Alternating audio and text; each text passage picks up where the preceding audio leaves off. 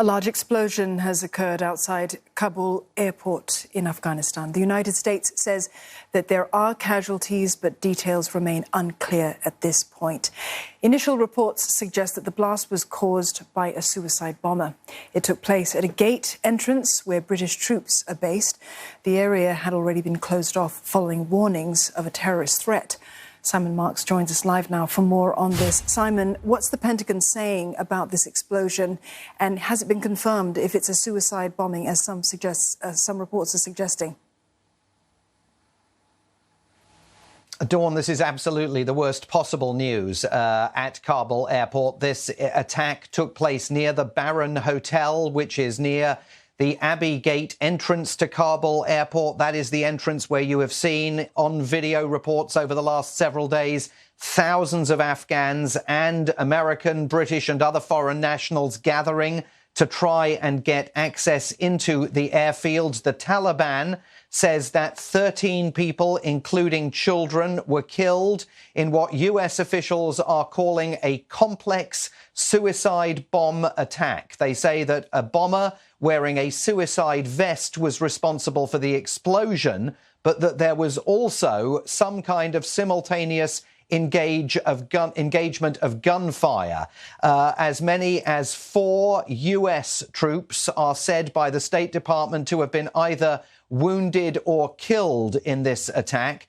President Biden was made aware of the situation. The reports came in while he was in the Situation Room at the White House, meeting with his national security staff, including his defense secretary, his Secretary of State and the chairman of the Joint Chiefs of Staff. And all of this, of course, comes after the president has spent the last several days warning the American people and American citizens and other foreign nationals in Afghanistan of the threat of a terror attack on the airport. Indeed, last night, the US, British and Australian governments simultaneously put out a security alert urging their citizens to stay away from the airport. There are reports of a second explosion. The French ambassador to Afghanistan warned French nationals and their Afghan, at-risk Afghans they were hoping to evacuate to get away from the airport amid reports of a second blast. And now there are media reports from the scene saying that some kind of second explosion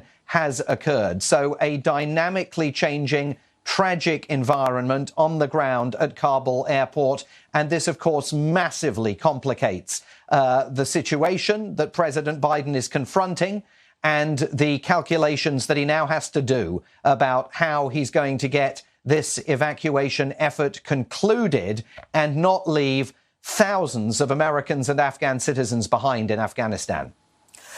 Simon, it is an extremely fragile situation, a tragic situation there now. And given that you were speaking about Joe Biden's challenges, how is it going to affect those ongoing evacuations at this point? Well, I think that there's no question that there's going to be an impact.